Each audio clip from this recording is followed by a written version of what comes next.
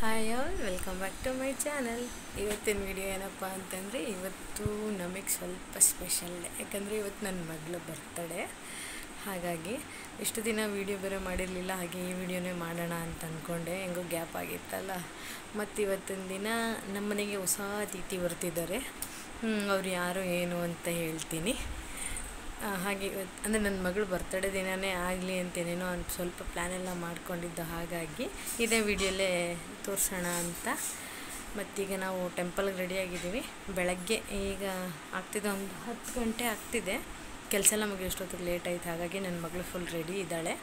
ಅವಳನ್ನ ಕರ್ಕೊಂಡು ಒಂದು ರೌಂಡ್ ಟೆಂಪಲ್ಗೆ ಹೋಗಿ ಬಂದು ನಮಗೆ ಸ್ವಲ್ಪ ಅಡುಗೆ ಎಲ್ಲ ಮಾಡೋಕ್ಕೆ ಒಂಚೂರು ಚಿಕನ್ ಏನೇನೋ ತರಬೇಕು. ಹಾಗಾಗಿ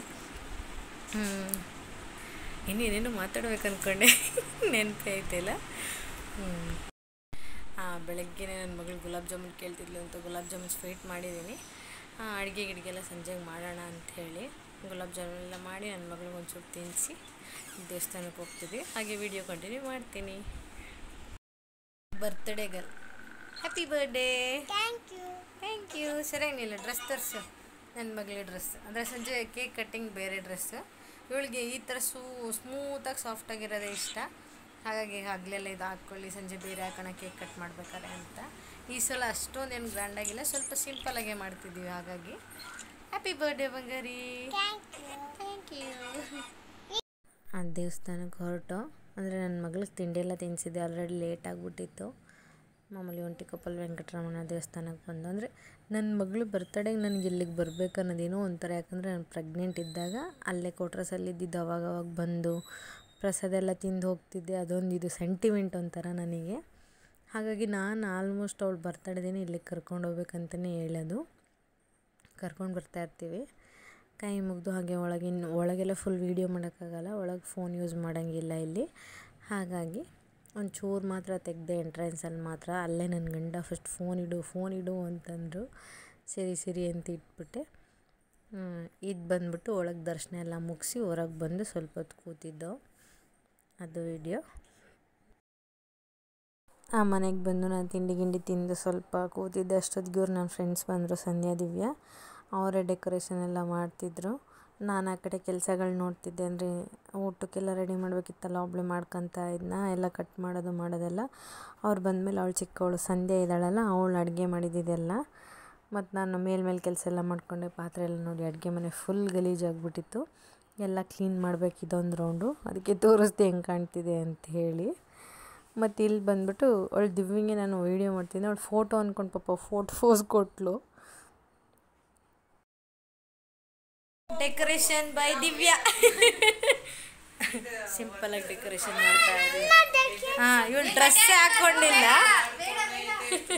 ನನ್ನ ತೋರಿಸು ಅಂತೇಳಿ ಬಟ್ಟೆಲ್ಲ ಬಿಚ್ಚಿದಳು ಶೆಕೆ ಅಂತ.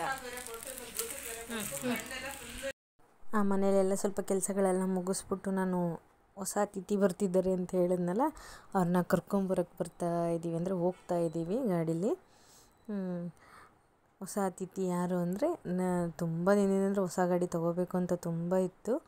ಹಾಗಾಗಿ ಆ್ಯಕ್ಸೆಸ್ ಗಾಡಿನ ಬುಕ್ ಮಾಡಿದ್ದು. ಅದು ನನ್ನ ಮಗಳು ಬರ್ತಡೇ ದಿನವೇ ಬೇಕು ಅಂತ ಹೇಳಿ ಬುಕ್ ಮಾಡಿ ತೊಗೊಂಡು ಬಂದು ಅವತ್ತಿನ ದಿನವೇ. ಅದಲ್ಲದೆ ಅದು ಸ್ವಲ್ಪ ಬ್ಯುಸಿ ಆಗಿಬಿಟ್ಟಿದ್ದೆ ನಾನು. ಇಲ್ಲಿ ನನ್ನ ಮಗಳು ಫಸ್ಟ್ ಗಾಡೀಲಿ ಹತ್ತಿ ಫೋಟೋ ಎಲ್ಲ ತೆಗೆಸ್ಕೊಂಡಿದ್ವಿ. ಅದೆಲ್ಲ ಆದಮೇಲೆ ಗಾಡಿ ತೊಗೊಂಡು ಡೈರೆಕ್ಟಾಗಿ ದೇವಸ್ಥಾನಕ್ಕೆ. ಅಂದರೆ 2-3 ಕಡೆ ಸುತ್ತಿದ್ವು, ಎಲ್ಲ ಕ್ಲೋಸ್ ಆಗಿಬಿಟ್ಟಿದ್ವು. ಸಂಜೆ ಒಂದು 6 ಗಂಟೆಗೆ 6:30 ಮೇಲೆ ತೆಗೆಯೋದು ದೇವಸ್ಥಾನ. ಇಲ್ಲಿ ಆಂಜನೇಯನ ದೇವಸ್ಥಾನಕ್ಕೆ ಬಂದು ಪೂಜೆ ಮಾಡಿಸ್ಕೊತಾ ಇದ್ದೀವಿ.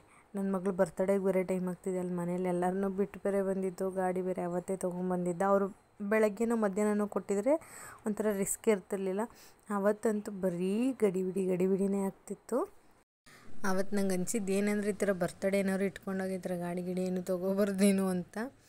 ಅಲ್ಲಿ ಪೂಜೆ ಎಲ್ಲ ಮುಗಿಸಿ ಮತ್ತು ಮನೆಗೆ ಬಂದಿದ್ದ ತಕ್ಷಣ ಅಂದರೆ ಕೇಕೆಲ್ಲ ತೊಗೊಳಕ್ಕೂ ಇರಲಿಲ್ಲ. ಆ ಕಡೆ ಗಾಡಿ ಕಡೆ ಓಡಾಡ್ಕೊಂಡು ನಾವು ಮನೇಲಿ ಹೇಳ್ಬಿಟ್ಟೋಗಿದ್ದೆ, ಅವಳು ದಿವ್ಯ ಸಂಧಿಗೆ ಒಂಚೂರು ಈಸ್ಕೊಂಡಿಡಿ ಅಂತ. ಅವರೆಲ್ಲ ಈಸಿಟ್ಟಿದ್ರು. ಇನ್ನು ನಾನು ಬಂದಿದ್ದ ತಕ್ಷಣ ಒಂಚೂರು ಅದು ಇದು ರೆಡಿ ಮಾಡ್ಕೊಂಡೆಲ್ಲ ಬರ್ತಿದ್ರು. ಇನ್ನು ಮನೆಗೆ ಬೇರೆ ಬರ್ಬೇಕಾದ್ರೆ ನಾವಿಲ್ಲ ಅಂದರೆ ಚೆನ್ನಾಗಿರಲ್ಲ ಅಲ್ಲ. ಎಲ್ಲ ಅರ್ಜೆಂಟ್ ಅಂದರೆ ಹೆಂಗಂದರೆ ಫುಲ್ಲು ಗಡಿಬಿಡಿನೇ ಆಗಿದ್ದು ಅವತ್ತೆಲ್ಲ ನನಗೆ. ಆ ಥರ ಆಯಿತು. ಸದ್ಯಕ್ಕೆ ಬರ್ತಡೇ ಹೆಂಗೋ ಮುಗಿಸ್ತು. ನಮ್ದು ಏನೇನೋ ಇರ್ತವೆ ತಲೆನೋವುಗಳು. ನಾವು ಫಸ್ಟ್ ಆಫ್ ಆಲ್ ಬರ್ತಡೇ ಮಾಡಬಾರ್ದು ಅಂತ ಅಂದ್ಕೊಂಡಿದ್ದು, ಅದು ಏನೇನೋ ಆಗಿ ಈ ಥರ ಮಾಡಿದ್ವಿ, ಹಂಗೂ ಆಯಿತು. ಅದು ನನ್ನ ಮಗಳಿಗೋಸ್ಕರ. ಅವಳು ಪಾಪ ಬರ್ತಡೇ, ನಮ್ದು ಏನಿದೆ ಸಿಚುವೇಶನ್ ಅದೆಲ್ಲ ಮಕ್ಳಿಗೆ ಅರ್ಥ ಆಗಲ್ಲ ಅಲ್ಲ. ನಾವು ಅಂದ್ಕೊಂಡಿದ್ದು ಸ್ಟಾರ್ಟಿಂಗ್ 5 ವರ್ಷ ತುಂಬ ಗ್ರ್ಯಾಂಡಾಗಿ ಮಾಡಬೇಕು, ಇದೊಂದು ವರ್ಷ ಮಾಡಿಬಿಟ್ಬಿಡ್ಬೇಕು ಅಂತ. ಬಟ್ ಅಂದ್ಕೊಂಡಿದ್ದೊಂದು ಆಗಿದ್ದೊಂದು, ಏನು ಮಾಡೋಕ್ಕಾಗಲ್ಲ ಅಂದ್ಬಿಟ್ಟು ಇದೊಂದು ವರ್ಷ ಒಂಚೂರು ಎಲ್ಲರನ್ನೂ ಕರೆದು ಮಾಡೋಣ ಅಂತ. ಹಂಗೂ ಎಷ್ಟೊಂದು ಜನ ಮಿಸ್ಸು.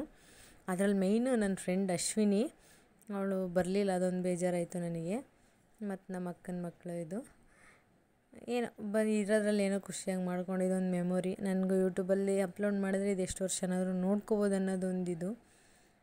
ಕಾವ್ಯಕ್ಕ ಕರುಣಕ್ಕ ಬರೋದು ಲೇಟ್ ಆಯಿತು. ಕಾವ್ಯಕ್ಕ ಮಂಜಣ್ಣ ಬೇಗ ಬಂದಿದ್ದರು. ಪಾಪ ಕರುಣಕ್ಕ ಚಿಕ್ಕ ಪಾಪು ಇದೆ ಅವ್ರಿಗೆ, 1-2 ವರ್ಷದ ಪಾಪ, ಅದು ಮಲ್ಕೊಂಬಿಟ್ಟಿದ್ದಂತೆ. ಬರೋಕ್ಕೆ ಸ್ವಲ್ಪ ಲೇಟ್ ಆಯ್ತು, ಅಕ್ಕವ್ರು ಲೇಟಾಗೇ ಬಂದರು. ಮತ್ತು ಈ ವಿಡಿಯೋ ಇಷ್ಟೇ, ಮುಂದಿನ ವೀಡಿಯೋಲಿ ಸಿಗ್ತೀನಿ. ಈ ವಿಡಿಯೋ ಇಷ್ಟ ಆಯಿತು ಅಂತ ಅಂದ್ಕೊತೀನಿ. ಮತ್ತು ಗಾಡಿ ತೊಗೊಂಡಿದ್ದು ಲೋನ್ ಮೇಲೆ EMI ಕಟ್ಟಬೇಕು, ತಿಂಗಳು ಡೌನ್ ಪೇಮೆಂಟ್ ತೊಗೊಂಡಿದ್ದು. ಈ ವಿಡಿಯೋ ಇಷ್ಟೇ, ಮುಂದಿನ ವೀಡಿಯೋಲಿ ಸಿಗ್ತೀನಿ.